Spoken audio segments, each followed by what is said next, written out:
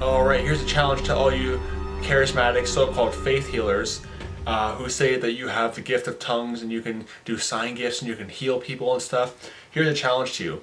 Mark chapter 16, verse number 15. And he said unto them, Go ye into all the world and preach the gospel to every creature. And he that is believeth and is baptized shall be saved, and he that believeth not shall be damned. And it says, watch this, and these signs shall follow them that believe. In thy name shall they cast out devils, and they, sorry, I'm not good at reading on a computer, and they shall speak with new tongues. So speaking in tongues right here, but look at this next verse, verse 18. They shall take up serpents, and if they drink any deadly thing, it shall not hurt them. They shall lay hands on the sick, and they shall recover. Here's my challenge to you charismatic devils out there, you so-called demonic faith healers. So if you think you have the gift of tongues, and you have the, you can heal people and everything like that, the verse says right there, and if they drink any deadly thing, it shall not hurt them. Get a cup, pour gasoline in it, or pour chlorine in it, whatever you want to do, drink it, and if you really have the gift of tongues, it shouldn't hurt you.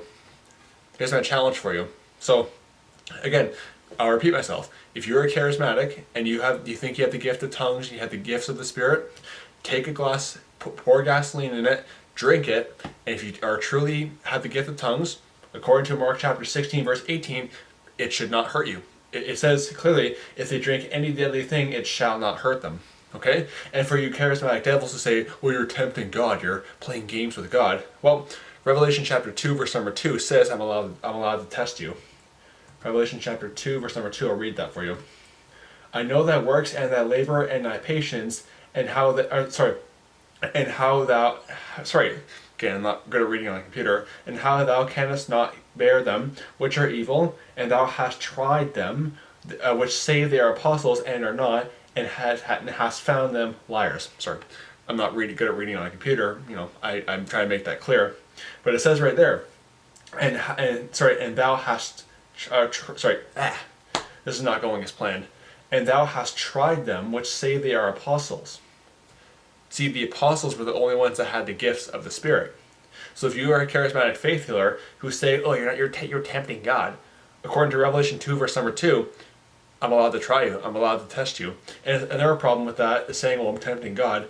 James chapter 1, verse number 3 says that God is not tempted. So, another problem for you charismatic devils.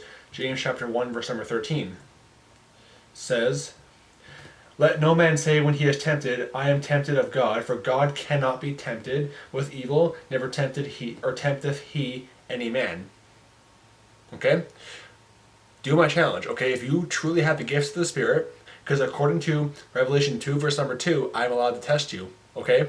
And according to James 1:13, God can't be tempted, so you can't say, oh, I'm tempting God.